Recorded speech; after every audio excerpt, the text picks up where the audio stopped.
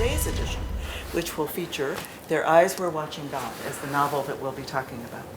And remember that the books that shaped America were not always the best books, but they were ones that started conversations, as this book did, as To Kill a Mockingbird did, as Goodnight Moon keeps doing. Because we will be talking about Goodnight Moon in this series this semester as well. So to introduce today, we have Professor Daniel Whitman, Assistant Professor of Foreign Policy at the Washington Semester Program, which is in our School of Special and Extended Studies. He has had a career in foreign policy, received his PhD from Brown University in French Studies, and then was a Senior Foreign Service Officer at the Department of State from 1985 to 2009. Began his career here at AU in 2009. His publications include an account of his 2 years as spokesman at the U.S. Embassy in Port-au-Prince from 1999 to 2001, and that's entitled A Haiti Chronicle, The Undoing of a Latent Democracy, published in 2004. He has published articles on Africa contemporary literature and the oral tradition, notably in his book Kadara, published in 1987. His travel articles have appeared in a number of publications, including the New York Times and the International Herald Tribune. And with that, you have the floor, sir. When I signed up for this, I didn't realize what I was doing. I just said, I love this book. That was what the question was. Which book do you love? Well, I love this one. Little did I know that this was going to turn into, preparation and rereading the book and looking at some critical comments. This is a great book, 1937, and I'm assuming that some or all have sort of read it at some point. We've all read this, but I just go through what happens in the book. It's a pretty simple structure, and both in the plot and in the question of who is the narrator. It's a little bit ambiguous, but these are things that can be figured out. And the reason I'm just thinking of this right now, this book shaped America, I guess, because in 1937, an African-American woman had a lot to overcome in order to be even in view of others, to even be part of this society. The structure was pretty rigid. It was white men, white women, black men, black women, and the African-American women at that time. I mean, it almost seems trite, this book at this time, because so much has happened since 1937. But in rereading it, I had to remember, well, let's go back and remember how it was at that time, because the things that Janie, the heroine, the main character, the things that she overcomes today seem very simple and like no-brainers. She stood up to an to an uninteresting husband who was sort of domineering, to two of them actually, and searched for love and never found it until the last couple of years of her life, of the story, that is. And these things seem like, why wouldn't she? But we have to keep remembering that at that time in 1937, this was remarkable. And I guess if that notion becomes sort of easy in today's America, it's partly thanks to her and this book. Let me just review the plot, because you've read it, but maybe it was a few years ago. So Hurston was in fact born in a place called Eatonville, Florida, which was established in 1866 as a black town. This was a real place. And it is also the place where much of the story, where the narration of the story takes place. It's near Orlando, around the middle and eastern part of Florida. I didn't know until preparing this that there were such things as black towns, and it was officially that. So there's a lot of autobiographical material here. There isn't much that's actually concealed or recreated for the sake of fiction. There's a lot of this. The names are changed. The story is pretty much the autobiography of the author in many ways, not entirely. Hurston came from a broken home. Her mother died when she was young. Her mother had said to her this phrase that that rings very eloquently in the book, "Jump at the sun." I'm going to try to do African American dialect, and this will be mostly comic relief because I'm pretty lame at that. But the book is written largely in dialect, and it's the only way you can really, and the only way to honor this book, by the way, properly, is to read it aloud. And I want to spend about 2/3 of the time doing that because it's just beautiful. When you hear me trying to imitate an African American in 1937, try to look past how lame I am and to what is being said. The dialogue itself, which is part of the richness of the book, was greatly criticized by not Langston Hughes. She had a falling out with Langston Hughes over the authorship of a play. Did she write it? Did he write it? There were very bad feelings between her and some of the Harlem Renaissance people, but it was, I think it was Richard Wright, 20 or 30 years later, who said, "This is trash. This is a stereotype. This only fulfills the stereotypes that white people have of black people being folkloric and simple and uneducated and inarticulate." So there was a huge backlash among black American writers in the 50s and 60s against this book. But then Alice Walker came and rescued it in 1975. She brought it back very happily. She also spent a year or two trying to find Hurston's grave. I mean, this was how much Alice Walker was affected by. So there's been a lot of back and forth in the historic reaction to this book. But for Alice Walker, we would not even be aware of the book. She really dug it out of obscurity. Hurston was in D.C. in 1918. She was at Howard. She named the student newspaper, which was called The Hilltop. If you've been to Howard, you know that's a great name for a student newspaper. It is on the Hilltop. I don't know if she was the editor-in-chief, but we think she would have been about 18 years old, maybe at that time. Maybe she was born in 1900, 1901, maybe in the 1890s. We're not quite sure. But she was an undergraduate at Howard, and where she was a waitress and a manicurist. This is someone who never had money, ever. She never benefited from this book financially enough for it to make a difference. She was noticed at Barnard. After Howard, she went to Barnard, where the great anthropologist Franz Boas noticed her and said, "You are remarkable. Let me arrange something." He worked out a 4-year sort of a 4-year grant for her to do work in anthropology. So she was an anthropologist as well as a fiction writer. And again, but for Franz Boas and but for Alice Walker, we would never have known this author, I think. During those 4 years, by the way, she went to Haiti. And she wrote this book in something like 6 weeks. It must have been a moment of fevered inspiration. You know, Handel wrote Messiah in something like 2 weeks. Some of these things are just amazing. The creative person sometimes works in bursts. We call that Dionysian. And sometimes they just steadily go along. What's the other one? If it's not Dionysian, it's Apollonian. She was definitely Dionysian. What's the difference? Dionysus was the god of wine and insobriety and inspiration. Apollo was the god of reasoning. And in this school, in the School of International Studies next door, this is a big deal in analyzing cultures. We think of some as Apollonian. That would be Bernard Skinner, the psychologist, putting a baby in a box and seeing time after time, inductive reasoning. What's that? Skinner put his daughter in the box. His daughter, and others, yes. Later others, yeah. He's sometimes cited as the Apollonian. Einstein being, E equals mc. Sorry. Skinner would be the Apollonian. Einstein would be the Dionysian.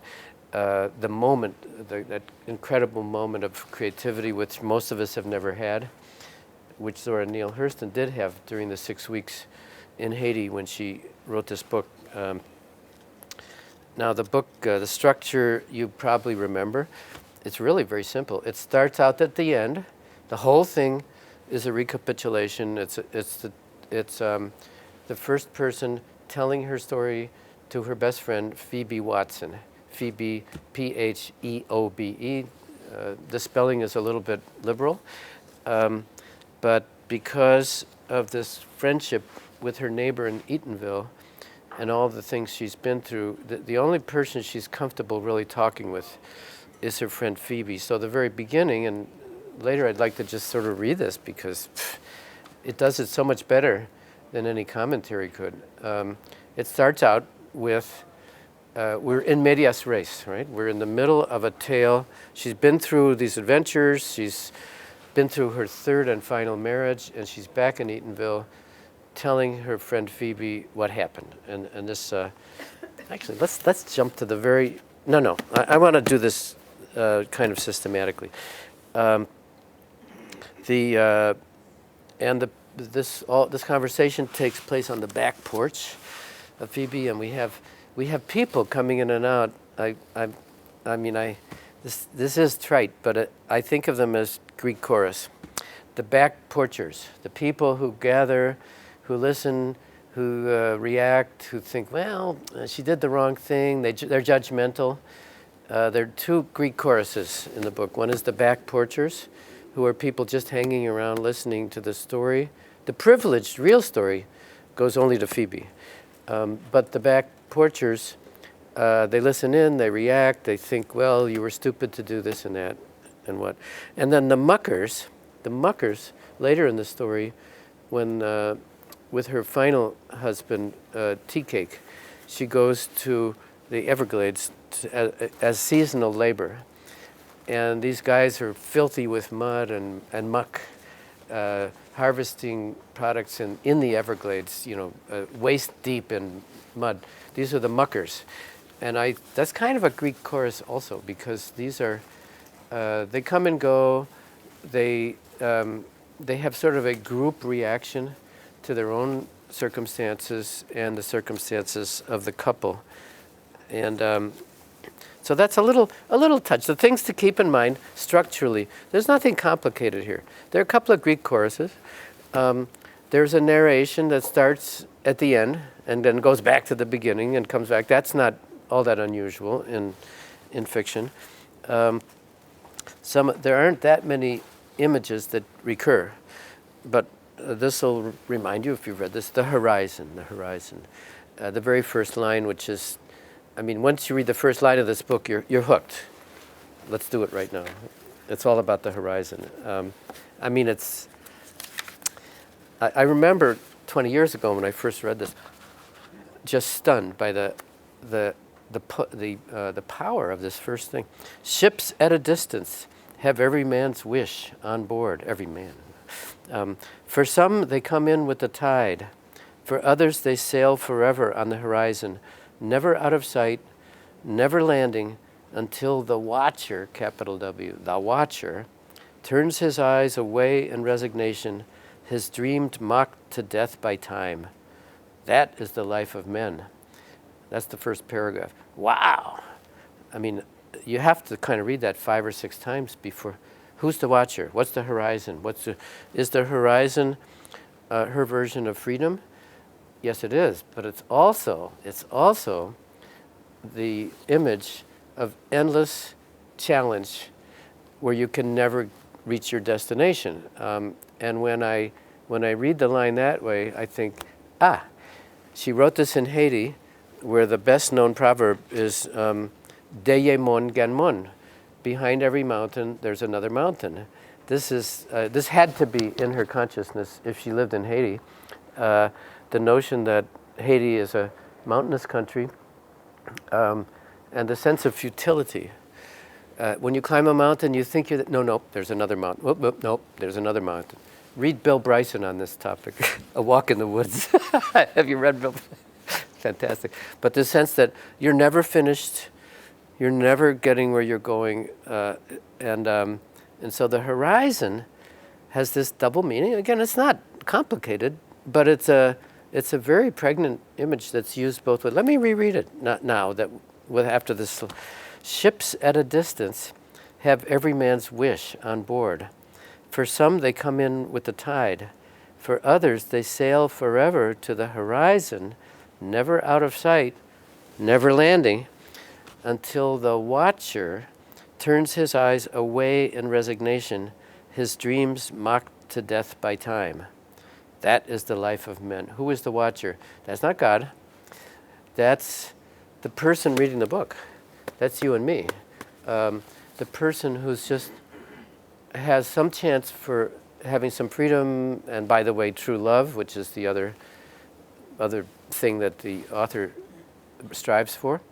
Freedom and love. That's not real complicated. But the person experiencing the telling of this tale, that would be the listener, I think. That's the watcher. It comes clear 100 pages later when she first uses the phrase, their eyes were watching God. This would be the muckers. These would be the people laboring in the fields. Their eyes were watching God. They were waiting for the hurricane, if you remember the hurricane in the final adventure of the book.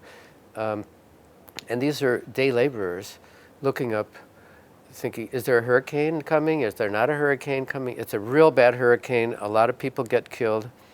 And their eyes were watching God refers 100 pages later to those day laborers. So, and I think the day laborers, the muckers, are a Greek chorus. They're also us. They are the observers. Anybody observing an ambiguous, challenging life situation, I think.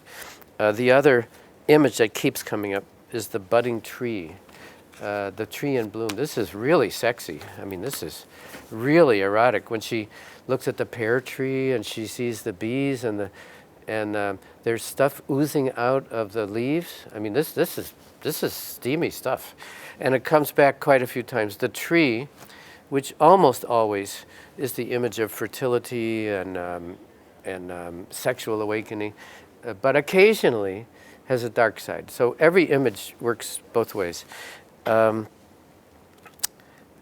Let's see, and actually that's it. Oh, and the long hair. One of your wonderful photo here. I don't know if this is a portrait of Hurston. I don't know, but the Janie described in the book. We never see her, of course, but we know that there's something about her long hair, which is very seductive. And more than one husband says, "Hide that hair. It's too seductive. Men will become interested." The first person is a very attractive young woman, and the obligation to hide the hair under a piece of cloth is a recurring image also. The hair is what belongs to her, which is temporarily removed by tyrannical husbands. Don't show your hair. And then at the very end, when she has true love and freedom, the hair comes out. So I don't know where this illustration comes from, but that's sort of the person I think of, very beautiful, and dreamy, and thinking about the horizon and freedom. You know, this is a beautiful picture. I don't know where it comes from, but it's a great, appropriate selection. So the plot, it's pretty easy. She's got 4 loves. There are 4 episodes in the book, just 4. The first one is her grandmother, born into slavery, referred to as Nanny. She has a name, but she's referred to as Nanny. And she was born into slavery. Her great love was her adopted daughter, because the mother has disappeared, just as Hurston's mother disappeared, autobiographical. And the grandmother really loves the granddaughter, but wants to confine her to assure her lifelong security, wants her to be safe. True love, freedom, exploration, no, this is out. So there's a conflict at the very beginning, but this is love.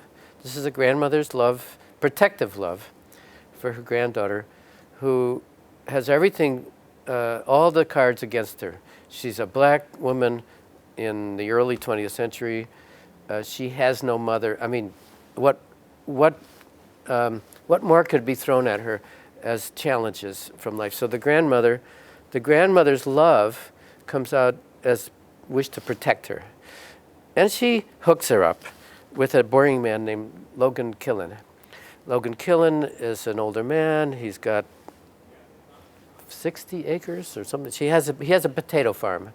This is the best that Nanny can imagine for her granddaughter. A man who's way older than Janie, and really boring, and really nothing much going for him. But he owns a potato farm, and the grandmother kind of forces Janie into this marriage. Janie goes, "Oh, okay." You know. She goes into it feeling like she's not a woman. And then later, when she understands that there's no real love here, then she realizes, oh, I'm a woman now. I know what's missing in my life. And then her transition from childhood to womanhood seems to happen during her, not violent, but very boring marriage with Logan Killix. Now, how she leaves Logan to go to Joe Stark's, I'm not clear on whether she actually ever divorces Killix or kills him, or whether she's a bigamist. I don't know. But she leaves Logan Killix to go marry a man who's more alluring. His name is Joe Starks. He's sometimes called Jody in the book. And he's an ambitious, charismatic man who goes and fictionally creates Eastonville, Florida, which is just a settlement in the fiction. It's just a settlement. It's not really incorporated.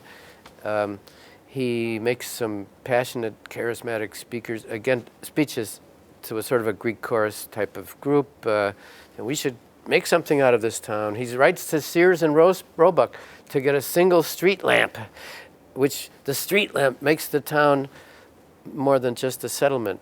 And then everybody says, Joe Starks, you're great. Now we need a mayor. And by acclaim, he becomes the mayor of the town. And pretty attractive guy. Problem is, he keeps Janie under his thumb. And he's a very eloquent speaker.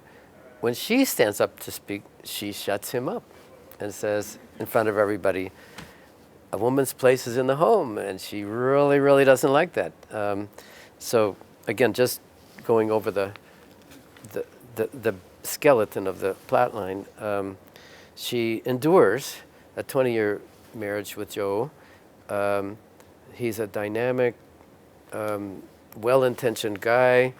He's a traditionalist. Women don't open, wives just keep quiet and they run the shop. He's got a shop and it's very popular, and the back porchers are in the shop all the time, and a lot goes on in there. And it looks pretty good, but this is not true love. So the story has to go on. This is like kind of a medieval romance, right? Step 1, step 2, step 3. It's really like a medieval folktale. Step 3, in the shop. A man comes in lost. He's looking for a baseball game. He's in the wrong town. And that is Tea Cake, who also has a name. But in the book, now this is the real guy. This is the real love in Ginny's life.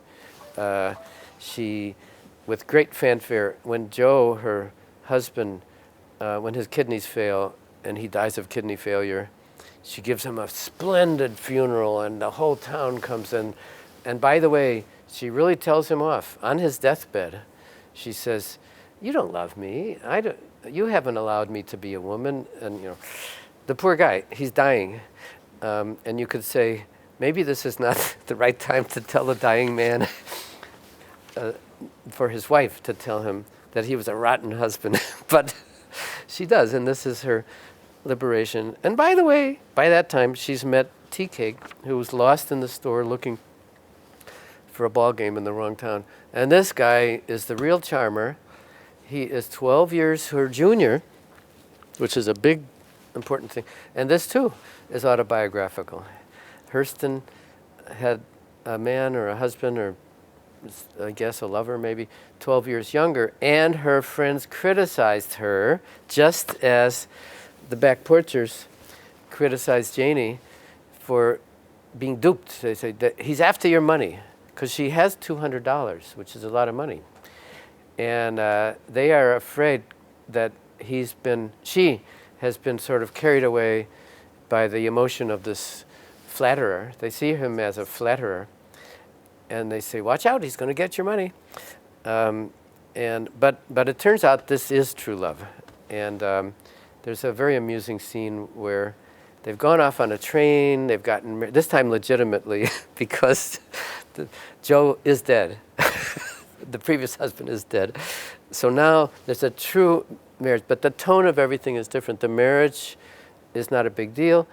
And later, at the very sad end, when Tea Cake dies, the funeral is very low-key, unlike the funeral of Joe. Everything is more genuine. It's more truly felt. And so the truth, true love, freedom, the affirmation of the self of the woman, as in a medieval romance, it goes through one impasse and then another false start, and then the third time, it works. It's great. Unfortunately, the guy dies. We'll get to that. Now, the whole book is a flashback because it starts with Janie talking to Phoebe and defending herself, because at the time of the beginning of the novel, we're at the end of the story, and the townspeople have seen Janie has returned to Eatonville, the husband has died, Tea Cake has died, and everybody's convinced she's been had, she's been duped. In fact, not. And she's telling Phoebe, her best and only real friend, what really did happen.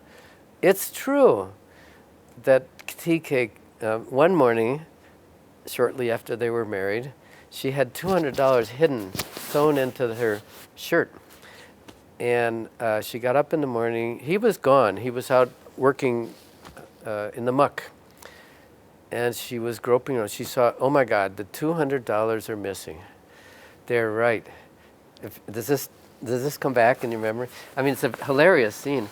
And she sees that he has found the $200 that she had hidden. This was her escape money that she would use to get back home if she needed to. Sorry, they're in Jacksonville at this point. To get back to Eatonville. And this is how she would get back if the rumor mongers are correct, and if Tea Cake is out to get her, this is her protection money.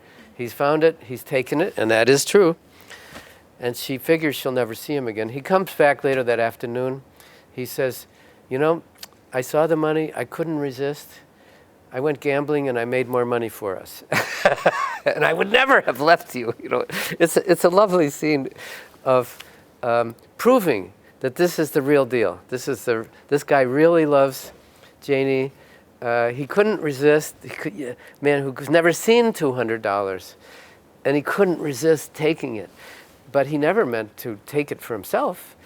His purpose in taking it was to buy some drinks for his friends, to go gambling, and he was a very good gambler, and to multiply the money for the marriage property, which he successfully does.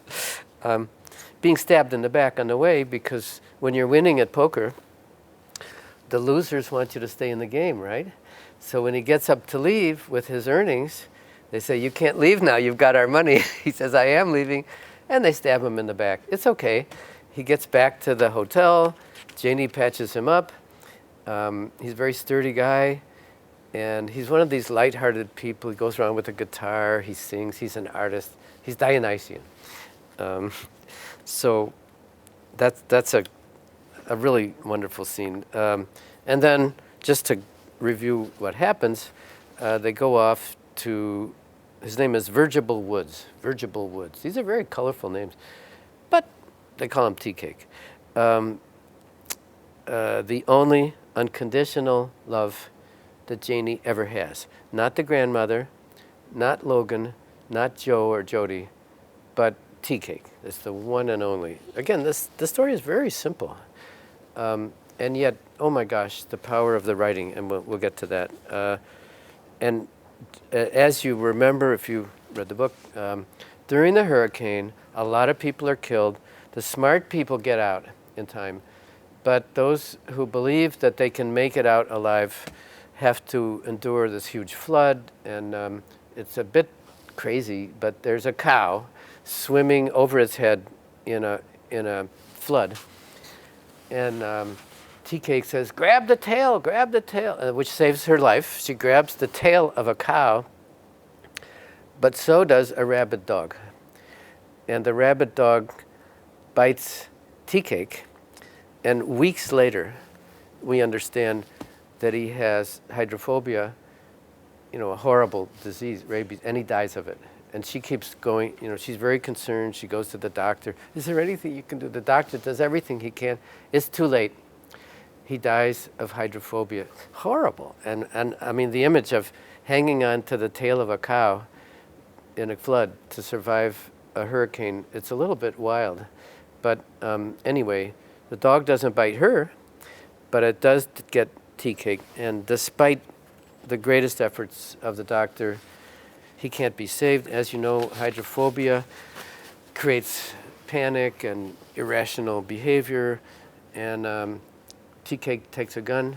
She has emptied most of the bullets in the gun, but not all. He takes a gun and tries to shoot her because he suspects her of having been fooling around with the doctor. And she talks him down, she begs, she pleads, and she reasons with him. She has not been fooling around with the doctor. She's mortified of what's happened to Tea Cake. Anyway, he starts firing, and he hits a couple empty chambers, and in self-defense, she kills him with a rifle. At the trial, it's determined this was no-brainer, this was self-defense. And then she goes back to Eatonville, where we get back to the beginning, and she's telling all of this to Phoebe. What an adventure. This is a little bit unlikely, the last part, but this is, thrilling adventure. Again, suspend disbelief and try to remember, I wouldn't know what things were like. I will never know what things were like from the point of view of an African-American woman in 1937. I can't imagine. The adventures, there they are. They're thrilling, even though they're unlikely. And the systematic raising of herself, both in terms of true love, economic power, which never comes, and freedom. The horizon being that place where you want to go to. This was so deep to her, and I would not get it but for the incredible prose in this book. Let's read some of it. I won't embarrass you. I'll do it. I gave you the first paragraph, and then she talks about men in the first paragraph, and then here's if you got the book, it's page 1 or first page of the thing. Then she talks about women. Now, women forget all those things that they don't want to remember and remember everything they don't want to forget. The dream is the truth. Then they act and do things accordingly. So, the beginning of this was a woman, and she had come back from burying the dead. That's Tea Cake. Well, and also Joe.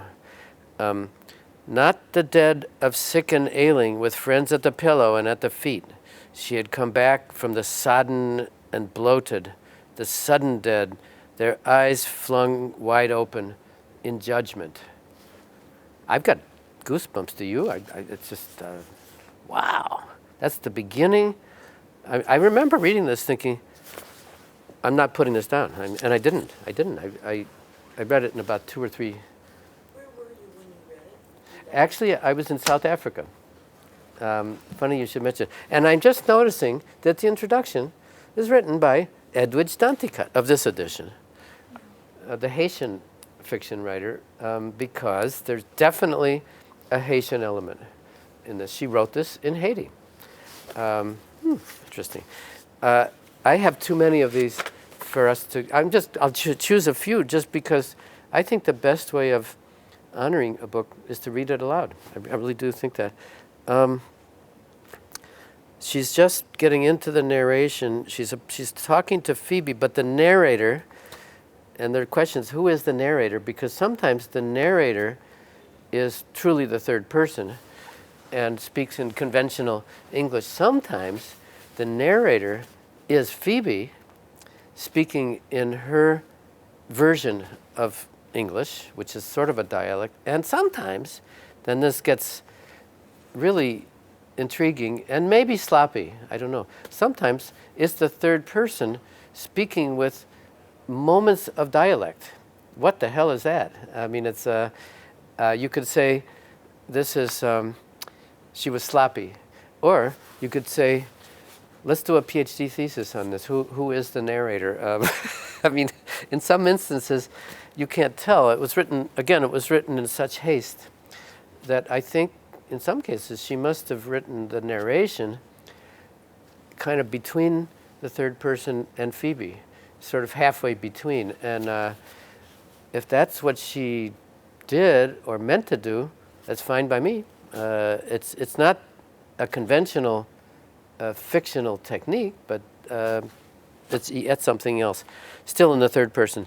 Seeing the woman as she was made them remember the envy they had stored up from the other times. These are the back porchers. This is the Greek chorus, envy. So they chewed up the back parts of their minds and swallowed with relish. They made burning statements with questions, skepticism, she was under judgment, and killing tools out of laughs. It was mass cruelty. A mood came alive. Words walking without masters, walking all together like harmony in a song. Again, Greek chorus. This is the neighbors. Gee whiz, you're a beautiful woman. You wasted your life on 3 worthless men. You've been had. There's rumors and gossip. It's not really malicious, but it's something she has to deal with, and can only deal with this in her talks with Phoebe. When she got to where she turned her face on the bander log and spoke, they scrambled a noisy "Good evening," and left their mouths setting open with their ears full of hope. Her speech was pleasant enough, but she kept walking straight onto her gate. The porch couldn't talk for looking. Okay, the accusing eyes looking at her. But nobody moved, nobody spoke, nobody even thought to swallow spit until after the gate slammed behind her. This is great fiction. I mean, this is great rhetoric or writing. It's so vivid. And again, I think Hurston really wanted to be a playwright and did direct and write some plays, but then Langston Hughes claimed that he wrote them. So they had this falling out. But so much of this is scenes you could easily imagine on stage. Staged like a Greek tragedy, more or less. I think she, and it comes across, I'm so glad she wrote it as a novel rather than as a play, because the narration is so rich, and you wouldn't have had that, I think, in a play, unless you'd had a narrator like Thornton Wilder. Asuncio. No, I was thinking that because she every now and then falls into the colloquial or the Right. dialect, Mhm. that she must have been very brave, because it was really a transgression of the norm, of the rule. Absolutely. Mostly back in the day. I mean, it wouldn't be in this time and age, but and for a black woman. Perfectly true. She was unacceptable to the conventional world of literature because she wrote in colloquial dialect, which of course now we appreciate as folklore. Some readers in 1937 would have seen it as defective prose, right? On the one hand. On the other hand, the people who spoke this dialect, Richard Wright and others later, said, "You revealed our secrets. You have betrayed us." That's a good point. Wherever she turned, she was unacceptable. The conventional world of New York City, Harlem in the 1930s, there were rules for fiction, and she broke all of them. Not in structure, but in the tone and in the use of dialect. What about Chandler Harris? Yes, I mean others, and Mark Twain, White. of course. He was white. How about Yeah. Twain, he was white. Exactly. No, I'm not saying that nobody else ever did Flannery this. O'Connor. Absolutely, absolutely. Many people have used dialect, and 19th century Russian, French, English, of course, Thomas Hardy. But in the New York of that day, she, as Asuncion, I think, is saying, she dared to step out doing what a black woman would not normally do. Fantastic. I mean, yeah, I mean, it seems, as I said at the beginning, it seems very normal now, but I guess it was very abnormal at that time, and she was very brave to do this. I'll skip. We don't have that much time left. She's a girl here. She hasn't become a woman yet. She was stretched on her back beneath the pear tree. This is one of the first steamy passages. Soaking in the alto chant of the visiting bees, the gold of the sun and the panting breath of the breeze, when the inaudible voice of it all came to her. She saw a dust-bearing bee sink into the sanctum of a bloom. The 1,000 sister calyxes arched to meet the love embrace and the ecstatic shiver of the tree from root to tiniest branch, creaming in every blossom and frothing with delight. I mean, this is, whoa. Now the tree keeps coming back, and it's usually a signal of fertility and freedom and excitement and awakening. But on a couple of occasions, it's where the rumors gather. It's where the negative energies are. So every image has an opposite meaning, potentially. I'll skip stuff. I knew this would happen. She begs her grandmother, please don't make me marry Mr. Killix. Tain't Logan Killix I want you to have, baby. It's protection. I ain't getting old, honey. I'm done old. One morning soon now, the angel with the sword is going to stop by here. The day and the hour is hid from me, but it won't be long. I asked the Lord when you was an infant in my arms to let me stay here till you got grown. He done spared me to see me day. My daily prayer now is to let these golden moments roll on a few days longer till I see you safe in life.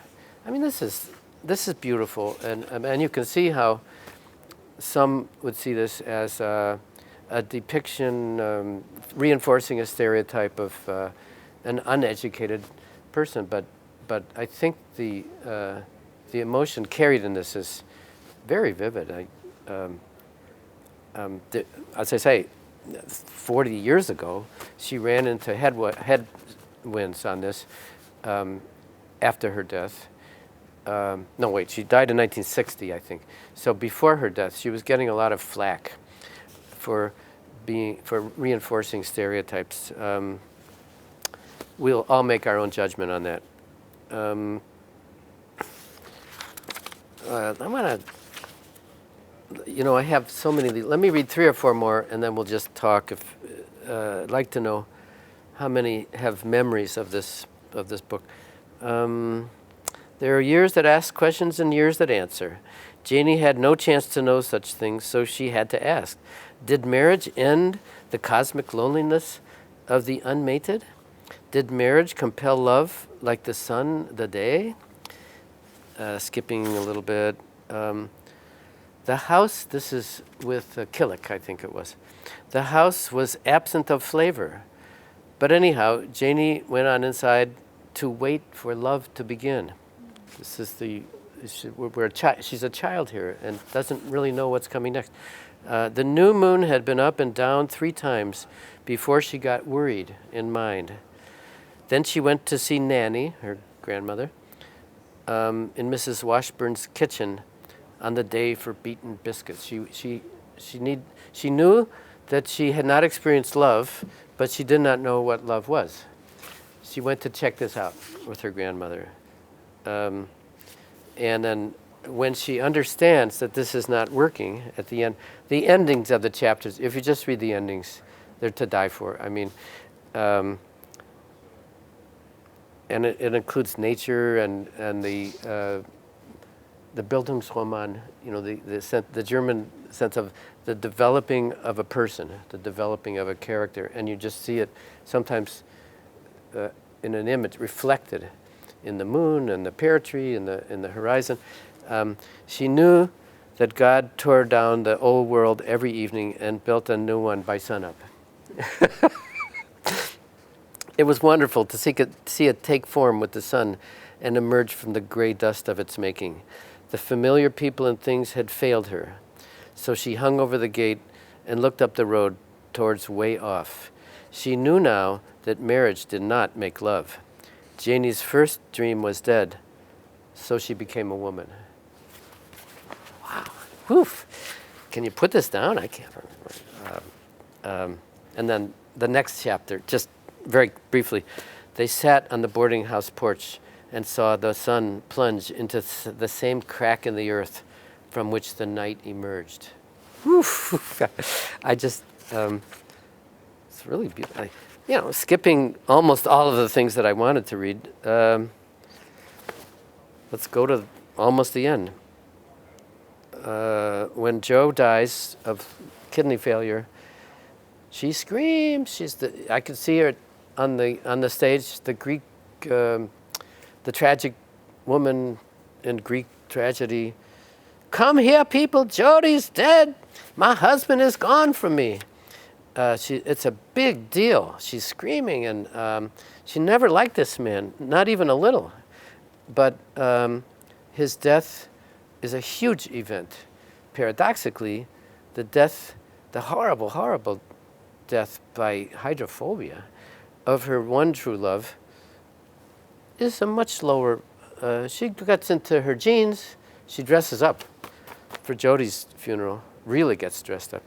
For the death of her final husband in the story, she wears jeans, and there's no shouting. It's Nanny had taken the biggest thing God ever made, the horizon. For no matter how far a person can go, the horizon is still way beyond you. Huh? The Haitian proverb, the horizon is still way beyond you, meaning you can't quite ever catch it.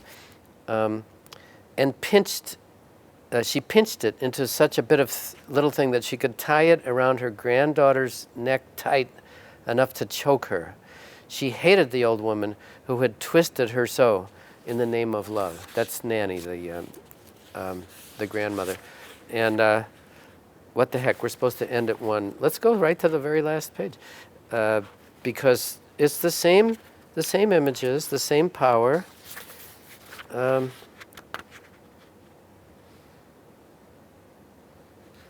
it's the shore, it's the horizon.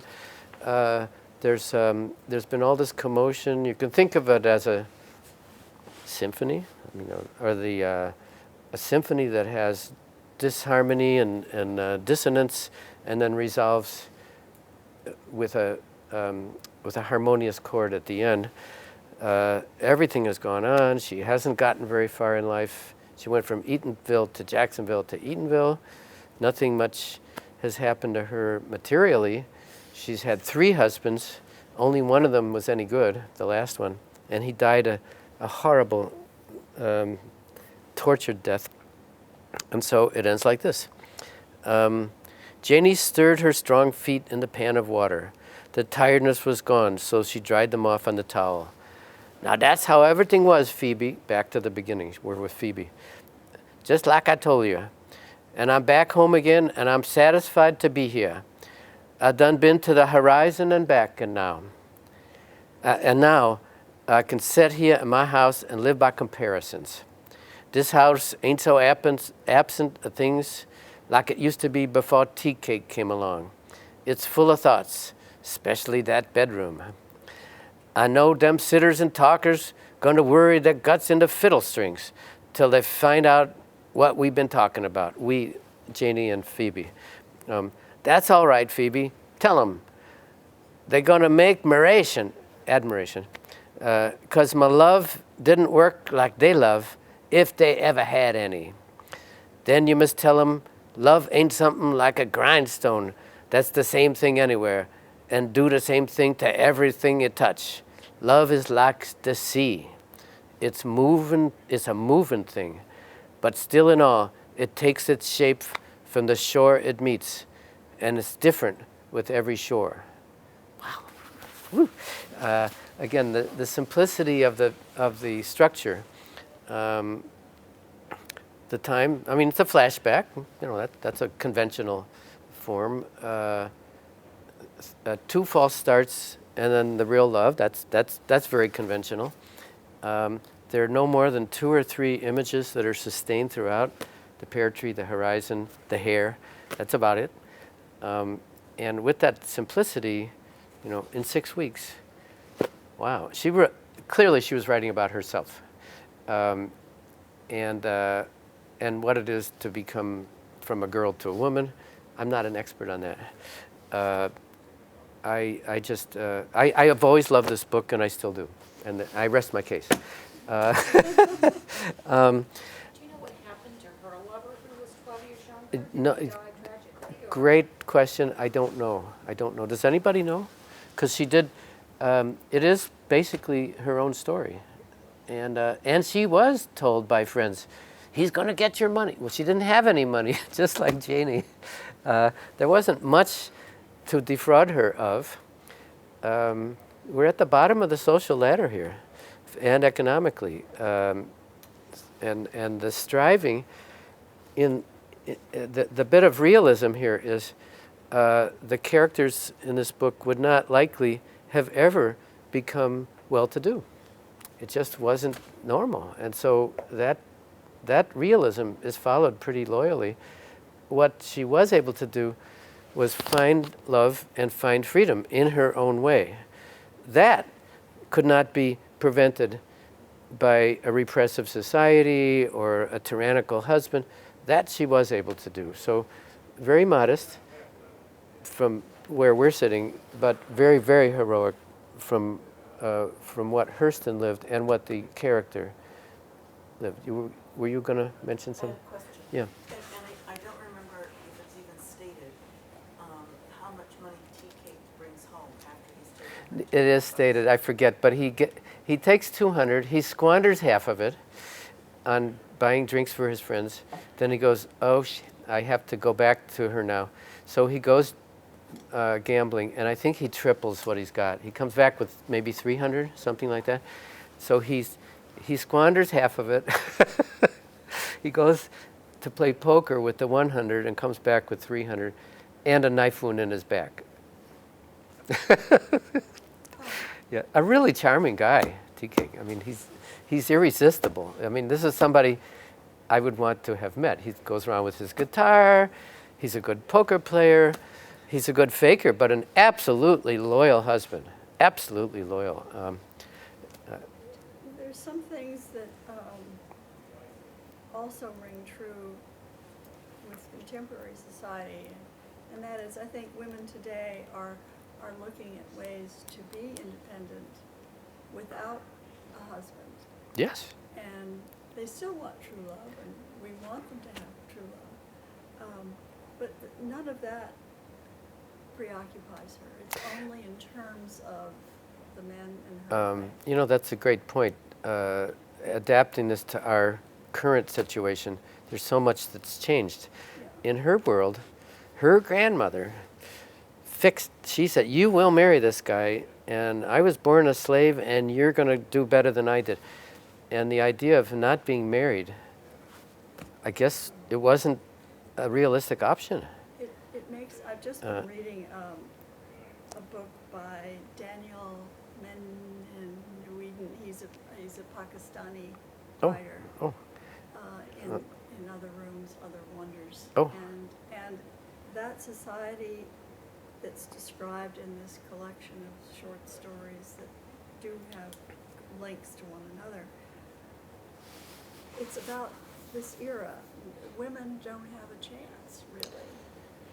And it's I recommend Yeah. that book to I think this would Would be a wonderful this parent would be a with these terrible children. time to be alive. The 1930s. Well, Ugh. The terrible Depression, World War II, the roles of society, the overt racism, the oof. I mean, the 30s must have been awful.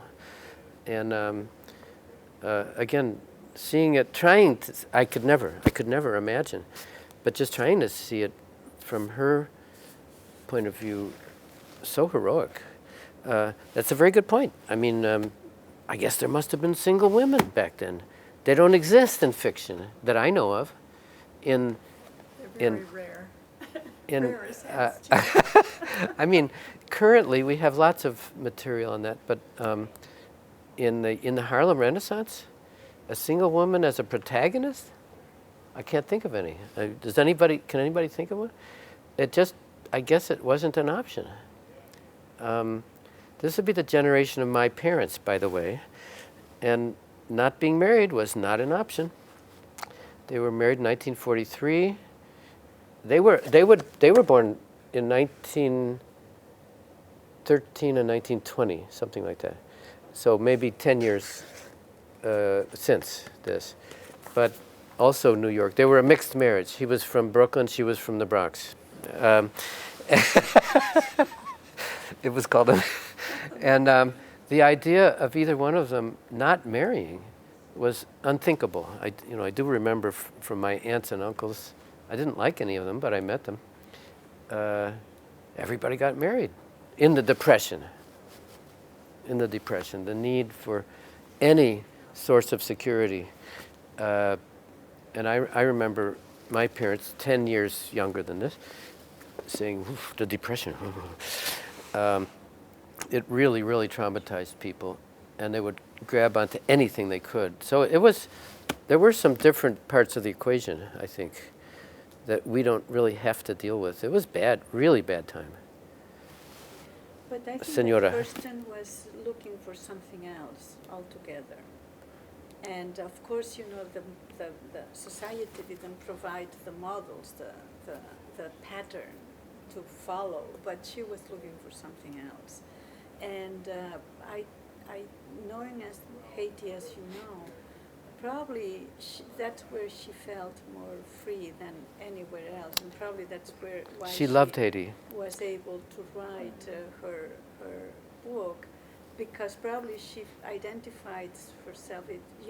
Haiti is as African as Africa, and probably that's where she found herself really at home with her Africanness and her identity. That's a powerful point. And she was an anthropologist. Yeah, that's why. And she did love Haiti. I don't know all the details of that, but this was her real spiritual home. Yesterday, Gloria Steinem was interviewed. She's 80 now. Interviewed by Terry Gross. And Terry Gross, did you hear it? Terry Gross asked her, let's see, because Gloria Steinem is single, Not anymore. She was married, though. She was married, but then the husband died or something. I think the question was, what happened to you when you turned 50? Was she single at the age 50 maybe? I don't know. Probably. And Gloria Steinem, yesterday, live, 2015, said, I didn't know what to think. I had no role models when I was 50. I had no role model. That's not very long ago. Wow, Gloria Steinem didn't have role models. You wouldn't think that she would need one, right? She's such an original thinker, and she's so bold and a leader in so many ways. But she lost herself at about 50, she said. And then when she was 60, she found herself again. She found that the transition to 50 was terrible. She didn't know what to do, what to think, where she fit. When she was 60, she was better. I mean, it's worth listening to that interview. It must be on the internet somewhere, I guess. Fascinating. I mean, Gloria Steinem lacked a role model when she was 50? Incredible. So multiply that exponentially for what what Hurston must have been going through. And as you say, maybe she had a little taste of it in Haiti, certainly not in the U.S. Yeah. There really wasn't anything to grab onto. Whence her need to write this. She just really needed to. She must have needed to if she did it in 6 weeks. This was an obsessive act. Anybody? When did you read this first? When did you first read this? I read it 20 years ago. I read it years ago. Yeah. And then started reading. I haven't finished it this time. It's wonderful though. She's a good writer. I mean, you can't. I call it unputdownable. You know, it's an unputdownable book. It's first of all, it's so easy, but there's no waste in it. There's no wasted motion. There's no drivel, no prose. It's just everything of it is either extremely sexy or extremely liberating or extremely sad, and the narration is just unsurpassed. I don't know of any fiction that's more vivid than this. I just read it, but my son, who is now 32, read it in the 10th grade in a very liberal school. And in addition to the sex passage that you read, he absolutely remembered verbatim this line. And then noticed her firm buttocks, like she had grapefruits in her hip pockets. He remembered that. Read the rest of that sentence. I was going to read that, but I thought I shouldn't. It goes off with her hair, the great rope of black hair swinging to her waist and unraveling in the wind like a plume. Her pugnacious breast trying to bore holes in her shirt. That's why. He remembered that passage, 15, 20 years later? Yeah, no. I was going to read that today, but I thought maybe I shouldn't. Yeah, I mean, it's. The one that struck him. No, it's. I mean, it's beautifully sexy without being at all vulgar in any way. It's a lovely book, and I guess it is a book that made America. Thank you. Thank you. Something. Very much. Thanks. Thank you. Thank you. Thank you.